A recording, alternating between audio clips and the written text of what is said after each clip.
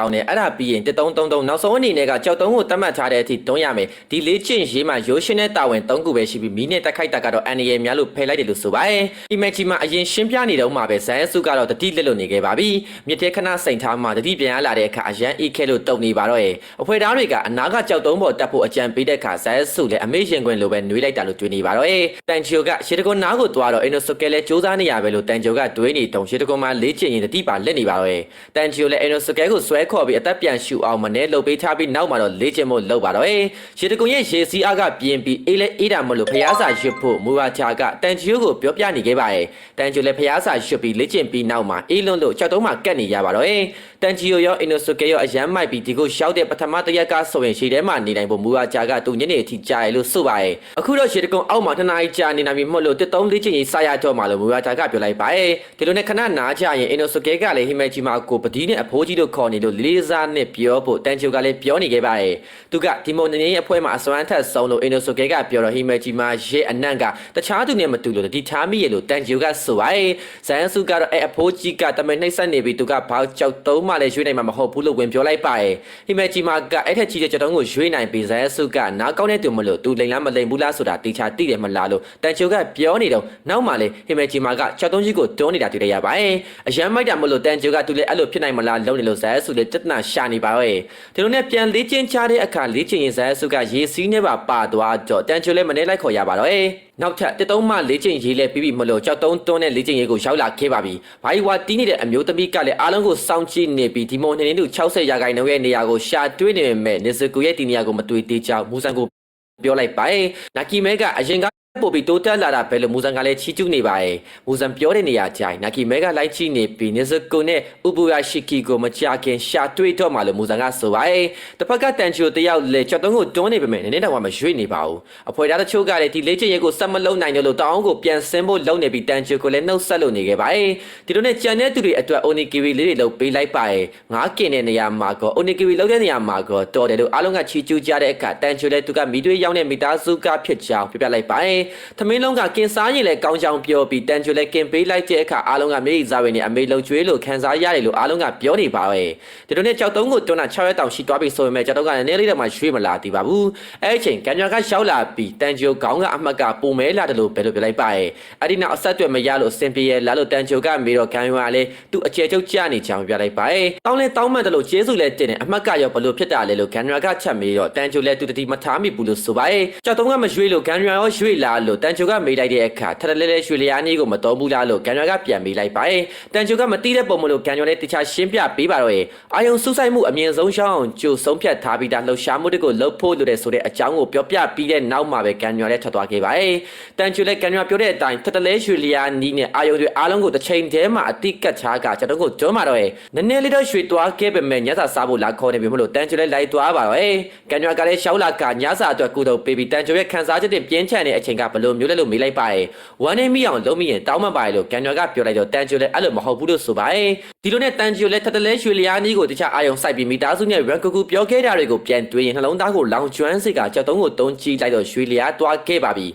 မနှက်တောင်မလင်းတေဘူးတန်ချူကလေ့ကျင့်နေပြီမလို့အင်နိုဆိုကဲတဲ့သူတို့မရှုံးစေရဘူးလို့ဆိုပါရဲ့တန်ချူကတခြားအာယုံစူးစိုက်ပြီးထထလဲရွှေလျားချင်းကိုခဏခဏလုံနေတဲ့အခါနောက်ဆုံးမှတော့ကြောက်တုံးကြီးကိုတွန်းနိုင်သွားခဲ့ပါပြီတစ်ဖက်မှာလည်းမူဆန်ကဥပူရရှိကီကဘာရိချန်နေတာလဲဘလို့ပုံစံမျိုးလဲလို့ပြောနေခဲ့ပါရဲ့စက္ကန့်ပိုင်းလောက်နားလိုက်မိရင်တန်ချူလည်းသူလဲချသွားတော့မှမလို့ကြောက်တုံးကြီးကိုဆက်တွန်းပါတော့ရဲ့ဒါကိုအင်နိုဆိုကဲကလည်းမခံနိုင်ဖြစ်ပြီးတော့ကြောက်တုံးကိုတွန်းတဲ့အခါတွန်းနိုင်သွားခဲ့ပါပြီဇန်စုလည်းသူတယောက်တည်းချန်နေရောလားဆိုပြီးတော့စိတ်ညစ်နေတုံစာကလေးကစာလေးတစ်စောင်လာပို့ပေးပါရဲ့တန်ချူတယောက်လည်းလုံနိုင်သွားပြီမလို့ဟိမဲဂျီမာရဲ့လေ့ကျင့်ရေးကပြီးပြီဆိုပြီးလဲချသွားပါတော့ရဲ့တန်ချူကသူတေတော့မှလာလို့တွေးနေတော့ဟိမဲဂျီမာကရှောက်လာပြီးတော့မျက်နှာပေါ်ကိုရှီလောင်းချပေးလိုက်ကလေ့ကျင့်ရေးပြီးဆုံးသွားပြီဖြစ်ကြောင်းကိုပြပြလိုက်ပါရဲ့ပပဲရွာမှာတုံးကလည်းတန်ချူကညီမလေးထက်ရွာသားတွေရဲ့အသက်ကိုဦးစားပေးခဲ့တာမလို့အတိမတ်ပြုပါရဲ့လို့ဟိမဲဂျီမာကဆိုပါရဲ့ဆုံးဖြတ်ချက်ချခဲ့တဲ့သူကညီမလေးတာဖြစ်ပြီးတော့တန်ချူကသူဘာမှမလုပ်နိုင်ခဲ့ပဲချီကျူးခံရမဲ့သူကလည်းသူမဟုတ်ဘူးလို့ပြောလိုက်ပါရဲ့ခလေးတွေဆိုတာလိန်ညာပိုလဲဝင်မလေးပဲတကူကောင်းစံကြပဲမဲ့ဒီခလေးကတော့မတူညီဘူးလို့ဟိမဲဂျီမာကတွေးနေခဲ့ပါရဲ့တန်ချူကသူ့ကိုအမြဲတမ်းတရားဟုတ်ကကူညီပေးနေတာမလို့လမ်းမလွဲသွားယုံလေးတာဖြစ်တာကြောင့်အလွယ်လေးမချီကျူးဖို့နဲ့လေ့ကျင့်ရေးအတွက်လည်းကျေးဇူးတင်ကြောင်းပြောလိုက်ပါရဲ့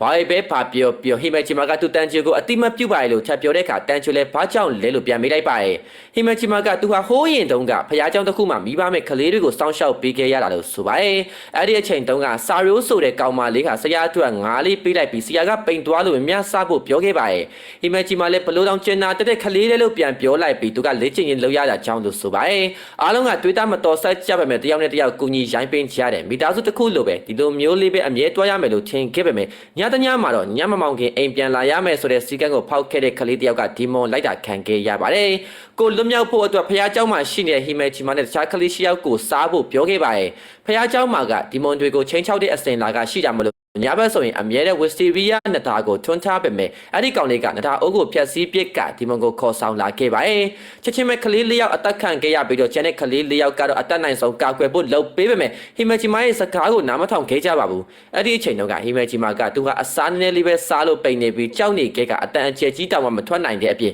မျက်စိမမြင်ရတဲ့လူကြီးတယောက်ကဘာလုပ်နိုင်မှာလဲဒါကြောင့်မဲ့ကလေးတွေကထွက်ပြေးဖို့ရွေးခဲ့ကြရလို့ဆိုပါတယ်ဟိမဲချီမမျက်စိမမြင်ဘူးဆိုတာအခုမှသိလို့တန်းချူလဲအရန်အံ့ဩနေပါတော့ရဲ့အဲ့ဒီအချိန်တုန်းကဟိမဲချီမပြောတဲ့အတိုင်းနေထိုင်တဲ့ကလေးကစာရိုးတယောက်တည်းရှိခဲ့ပါတယ်။ဘာပဲဖြစ်ဖြစ်စာရိုးကိုတော့ကာကွယ်ရမယ်ဆိုပြီးဟိမဲဂျီမာကဒီမုံကိုလက်သီးနဲ့အားကုန်တုံးပြီးတိုက်ခိုက်ခဲ့ပါတယ်။ကိုလည်းအဲ့လောက်အားကြီးနေမယ်ဟိမဲဂျီမာကိုတိုင်လည်းဒီမထားမိခဲ့ပဲနေမထွက်လာမချင်းဒီမုံရဲ့ခေါင်းကိုရိုက်ထုကဆုံးရှုံးစရာတွေများပေမဲ့အသက်ကိုရှင်ပြီးစာရိုးကိုကာကွယ်ပေးခဲ့ပါတယ်။အခင်းဖြစ်ရနေရကိုလူတွေရောက်လာကြတဲ့အခါစာရိုးကဟိမဲဂျီမာကြောင့်အားလုံးကအသက်ခံခဲ့ရတယ်လို့ပြန်ဖြေခဲ့ပါတယ်။အကိစ္စကိုကြုံတွေ့ခဲ့ရတဲ့အကြောက်တရားကြောင့်သူ့ရဲ့စိတ်တွေကရောထွေးသွားတာဖြစ်နိုင်ပြီးတော့အသက်က၄နှစ်ပဲရှိသေးတာမလို့အပြစ်မတင်ရပ်ပါဘူးလို့ဟိမဲဂျီမာကဆိုပါတယ်။အနည်းဆုံးတော့ဟိမဲဂျီမာဟာစာရိုလေးစီမှာအတိမတ်ပြုတ်ခန့်ခြင်းခဲ့ပြီးတော့တမီးကိုကယ်တင်ပေးလို့ကျေးဇူးတင်ပါတယ်ဆိုတဲ့စကားလေးတစ်ခုတော့ကြားခြင်းခဲ့ပေမဲ့ကလေးတွေကအမြဲတည်းတို့အတွက်ပဲတွေးတယ်။ဒီမုံကလည်းပျောက်ကွယ်သွားပြီးကြံခဲ့တာကကလေးတွေရဲ့အလောင်းမလို့ဟိမဲဂျီမာကထောင်ကျသွားခဲ့ရပါတယ်။တခင်ကြီးတာဝင်မရှင်းပေးခဲ့ရင်ကွက်မြက်ခံရမှာမလို့အဲဒီကစပြီးတော့ဘသူကမှမယုံကြည်တော့ဘူး။တန်ချီယိုကိုလည်းတန်တရားရှိခဲ့တယ်ဆိုပေမဲ့တန်ချီယိုကထွက်မပြေးခဲ့ဘူးမျက်နှာမလွဲခဲ့ဘူးလိတ်မပြောဘူးဖြူစင်ပြီးတော့ရိုးရှင်းတယ်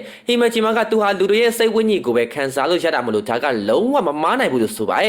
်အနာကက်ကိုပူပန်နေဆိုတာလူတိုင်းအတူတူပဲမလို့လမ်းမချော့သွားရအောင်ဟိမဂျီမာကသူအခုကစပြီးကိုကြီးပေးပါမယ်လို့ထပ်ပြောတဲ့အခါတန်ချိုလည်းမျက်ရည်စားရည်နဲ့ကျေးဇူးတင်ကြောင်းပြန်ပြောလိုက်ပါတယ်ဒီလိုနဲ့ဂန်နွာနဲ့သူထမင်းစားတော့ဟိမဲဂျီမာကတကယ်တော့ကျင်နာပြီးတော့သဘောကောင်းချောင်းကိုလည်းဂန်နွာကပြလိုက်ပါတယ်တန်ချိုကသူစားပြီးရင် GOC သွားရတော့မှမလို့လိုက်အောင်မလားလို့မေးတဲ့အခါဂန်နွာလည်းသူကအသက်ရှုနီးကိုမရတော့ကြောက်တုံးကိုတတ်မှတ်ထားတဲ့အထိမရွေးရသေးဘူးလို့ဆိုပါတယ်အင်းဆိုကဲကလည်းဂန်နွာကိုတွားလှောင်နေလို့ရန်ရီထဖြစ်ကြတဲ့အခါတန်ချိုလည်းမနေဆွဲရပါတော့တန်ချိုကသူနဲ့အတူလိုက်မယ်ဆိုရင်လမ်းမှာဂန်နွာရဲ့အကိုကြီးအကြောင်းကိုပြောပြမယ်လို့ဆိုပါတယ်ဒီလိုနဲ့တန်ချိုကသူ့လေ့ကျင့်ရေးပြီးပြီမလို့ဇဲဆုကိုတွားနှုတ်ဆက်တဲ့အခါဇဲဆုလည်းသူ့မှာလှုပ်ရှားကိစ္စရှိရလို့ဆိုပါတယ်တန်ချိုကသူစိတ်ပူပန်တာမလို့ကိုကြီးပေးရမလားလို့မေးပေမဲ့ဇဲဆုကတော့တန်ချိုကကိုယ်တိုင်လှုပ်တင်တာကိုပဲလှုပ်ဖို့ပြောလိုက်ပါတယ်အဲ့ဒီအတွက်ကျေးဇူးတင်ပေမဲ့ဒီကိစ္စကဇဲဆုကသူပဲလှုပ်ကိုလှုပ်ရမယ့်ကိစ္စအဲ့အရာလို့ဆိုပါတယ်ဒီလိုနဲ့တန်ချီယိုလက်ဆန်းဆုကိုရောညီမလေးကိုရောစိတ်ပူပန်ခြင်းနဲ့ GOC ကိုထွက်ခွာလာခဲ့ပါတယ် GOC ရောက်တဲ့အခါရှင်နာစုကဝါနဲ့ရှင်ပြိုင်နေတာကိုတန်ချီယိုတပီအရန်အံ့ဩနေပါတော့ရှင်နာစုကဝါလည်းငါကမင်းတို့နဲ့မတူဘူးဆိုတာဘာလဲဆိုပြီးတိုက်ခိုက်နေတာမဟုတ်လို့တန်ချီယိုလည်းအဲ့ဒါကအဲ့လိုအထိပ်ပဲမဟုတ်ဘူးလို့တွေးနေခဲ့ပါတယ်တသားဓာတ်တွေကျိုးသွားတဲ့အခါလက်တီးချင်းရှင်ပြိုင်မှုထွက်လုံနေလို့တန်ချီလည်းဝင်တားရပါတော့အခုကပဲနီစေမိုချီကြောင့်ရှမ်းဖြစ်နေကြလာလို့တန်ချီကမေးလိုက်ပြီးတော့ရှင်နာစုကဝါစီမာလေ့ကျင့်တုံးဘယ်အချိန်မဆိုပဲနီမိုချီရဲ့နန်းကိုရရလို့ဆိုပါတယ်ဂီယိုကလည်းရှင်နာစုကဝါကပဲနီမိုချီကြိုက်တာလာလို့မေးလိုက်ပြီးတော့တန်ချီကလည်းပဲဖက်များလာနေရတာလုံနေလို့တစ်ချက်ထိုးပေးလိုက်ခါတန်ချီလည်းဒီပါလက်သွားပါတော့တတိပြန်လာတဲ့အခါရှင်နာစုကဝါကစိတ်ဆိုးပြီးတော့တနေရာကိုထွက်ခွာသွားကြောင်းဂီယိုကပြပြလိုက်ပါတယ်ဘာလို့ရှမ်းဖြစ်နေကြရတယ်လို့တန်ချီကမေးတော့ဂီယိုလည်းဂျာကဟာရှီယာလေ့ကျင့်ရေးဆိုတာပြောပြလိုက်ပါတယ်တန်ချီလည်းသူဝင်ရှုံးပြီးလို့တောင်းပန်နေတဲ့အခါဂီယိုလည်းရှင်နာစုကဝါရဲ့အကြိုက်ကိုတိလို့ဝမ်းသာမိရလို့ဆိုပါတယ်အခုကစပြီးရှင်နာစုကဝါအတွက်ပဲနီမိုချီကိုစောင့်ထားပြီးလမ်းမှာတွေးလို့ပေးရင်တငယ်ချင်းတွေဖြစ်လာမလားလို့တွေးမိရလို့ဂီယိုကဆိုပါတယ်တဖက်ကရှင်နာစုကဝါကလည်းသူ့ကိုစိတ်အနှောက်ယှက်ပေးတဲ့တန်ချီကိုအရန်စိတ်တူကြောင်ပြောနေတော့ဒီမုံရဲ့မျက်လုံးကိုဒီထားမိပြီးတော့ဖမ်းလိုက်ပါတယ်ချက်ချင်းပျောက်ကွယ်သွားတာမလို့ကျူးကျော်ခံနေရပြီဆိုတာကိုလည်းရှင်နာစုကဝါသဘောပေါက်သွားခဲ့ရပါပြီတဖက်ကခါကရာစီကိုလည်းမူဇန်ကတွားလို့နေခဲ့ပါတယ်ရောက်လာပြီလားလို့ခါကရာကမေးလိုက်ပြီးပထမဆုံးအချိန်တွေ့ဘူးတာပဲလို့ပြောလိုက်ပါတယ်ဘလို့တော့အပုံကောင်းလိုက်တဲ့သူလဲလို့မူဇန်ကလည်းဆိုပါတယ်ဂျာလီကတော့ Demon Slayer အပိုင်း29ဖြစ်ပြီးတော့အပိုင်း28ကတော့နောက်ဆုံးပိုင်းပဲဖြစ်ပါတယ်Demon Slayer Season 4 Hashira Training Arc ကတပိုင်းပဲကြံပါတော့episode က8ခုပဲဆိုတာဆိုတော့ episode 8တခုပဲကျွန်တော် recap တင်ပြဖို့ကြံပါတော့အဲ့ဒါပြီးရင်တော့အားလုံးပြီးသွားပါပြီမကြသေးခင်မှာထွက်ထားတဲ့ Infinity Castle ဆိုတဲ့ movie တခုပဲရှိပါတော့ပြောရမယ်ဆိုလို့ရှိရင် season က5ကမလာတော့ဘဲနဲ့ movie ၄ခုလာမသိဘူးအဲ့ဒါကိုခွဲပြီးတော့ထုတ်ပေးမယ်လို့ကြားပါတယ် အဲ့တော့ season 5တော့မရှိတော့ပါဘူးဗီဒီယိုလေးကို like လေးတယောက်ချက်စီနေပြီး comment ကျွန်တော်မှတ်ပေးခဲ့ကြပါဦး channel လေး subscribe လေးမလုပ်ရရင်လုပ်ပေးသွားခဲ့ကြပါဦးကျေးဇူးအများကြီးတင်ပါတယ်ကျွန်တော်ကတော့စမှတ်ပါဗျာ